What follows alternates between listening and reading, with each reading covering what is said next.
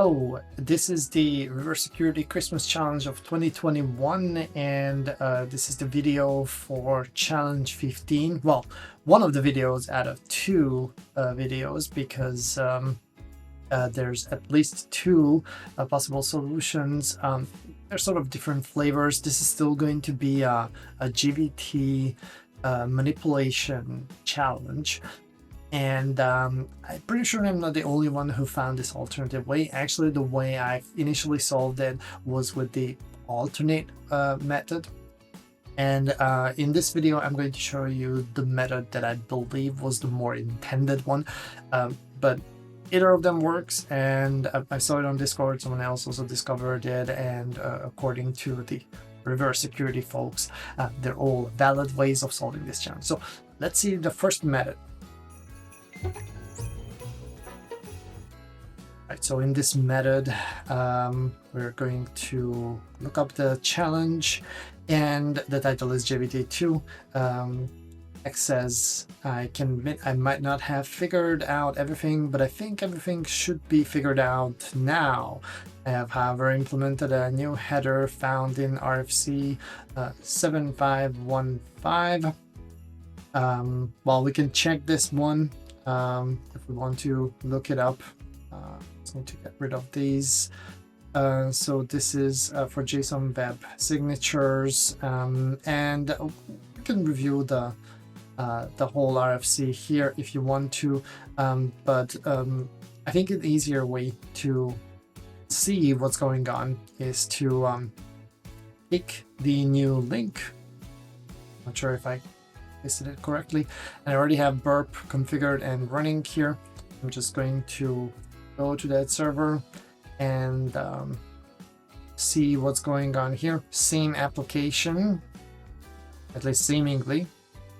So user that is provided is still test, and let's try to sign in. First, I'm going to probably just let it. So there's a new GVT value that we are going to get for this challenge. And I'm going to, before even letting this request going to the server, take a look at it and analyze it. Again, we're going back to the jvt.io site, and this doesn't look good. I think I made a mistake when I was copying the value. Let's try it again.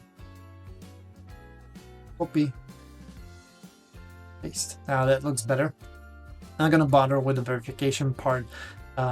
Basically, after authentication for this application, you can still download the key and do the verification, but it's not the interesting part here. Really interesting thing here to discover is the header. In the header part, we have the KID value here, put into localhost, and then the actual key. I think even without authentication, you should be able to download this key from the app if you're interested. Let's try that one, just for the kick of it. So basically, what the application does in this modified case, there it is to use this key for verification. But the key ID value is something that the client will provide with the token. So we're going to focus on this part because that's the only part that is different from the previous challenge. So probably this is the parameter that we need to tamper with. We already have the token value here, and the idea in this first method is to modify the key ID value and pass it on to the server, and create a completely new token using our own key. So we're going to host the key on our own server. In this case, I'm going the lazy route, and I'm just going to use ngrok. I couldn't be bothered right now to set up a VM. Actually, I do have a VM because for the very last challenge, you definitely need one. But this challenge can be solved with ngrok, and it's an easy and lazy way to do it. So let's take a look at it. What I prepared here beforehand, because I'm not sure if it's really interesting to see all these OpenSSL commands being copied and pasted in. I just generated a new key pair, and I'm going to have this one hosted with a simple Python server. I already have ngrok running here, and that's pretty much it for the hosting part. So let me serve this one, maybe just for verification. I want to see if I can. Let me just grab the whole URL here. Okay, so I'm able to grab the public key that I generated. That's good. This is what we're going to put in the key ID value. And just as before, we are going to manipulate the token using the JVT tool, which I have here. And really the approach is going to be exactly the same, but we're going to do the signing now using RSA, and we're going to, I'm not sure if this one is 100% correct. Let's try this one again.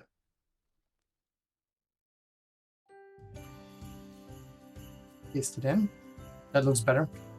So we're going to use RSA for signature, but we are going to sign it with our own key that we just generated, and then in the tempered modified key or token rather, we're going to provide the key ID value pointing to our server, which in this case is just going to be an ngrok URL. All right, so differently from the previous challenge, now I need to modify the header values. So I'm going to modify the ID one here. I'm going to provide this URL that I just tested. It should work. So this is going to be the new value now. I'm going to continue, and I still need to modify the username value to admin from test.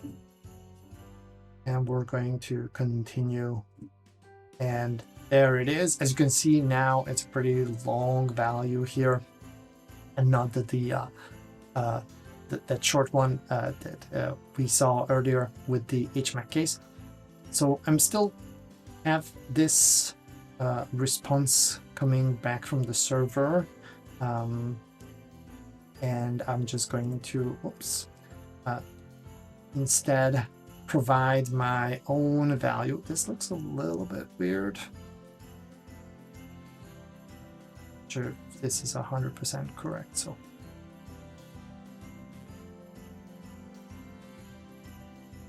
yeah, I guess it looks this weird. So the original value would have been accepted to authenticate to the server using the test user, but in this case, I'm just going to pass on my modified token, and originally you shouldn't see anything like this on the site when you log in. Actually, I want to just quickly show you how the whole process works. So this is without modification. Just get to the same kind of site. Yeah, this new message here, but you shouldn't see any public key value, and that's kind of the telltale sign here that there's another type of vulnerability that you can exploit, but we'll see that in the next video. But the good news is we have this part here, but also this other part here, which is the flag. So we successfully managed to authenticate as the admin user by manipulating the JSON web token. This is the flag for this challenge. Let's verify it just to be sure. And this is correct for day 15, but this is one way of solving it. And the other way of solving this challenge is going to be still using the key ID value, but instead of generating a new token and using the own keys that we generated, using our own keys that we generated. We're going to instead use the key ID value to exploit another vulnerability. And as I mentioned, the fact that the application displays the actual value for the key is a sign that there's more to this. But that's coming up in the next video. So that's going to be the alternate solution for the same challenge. See you there.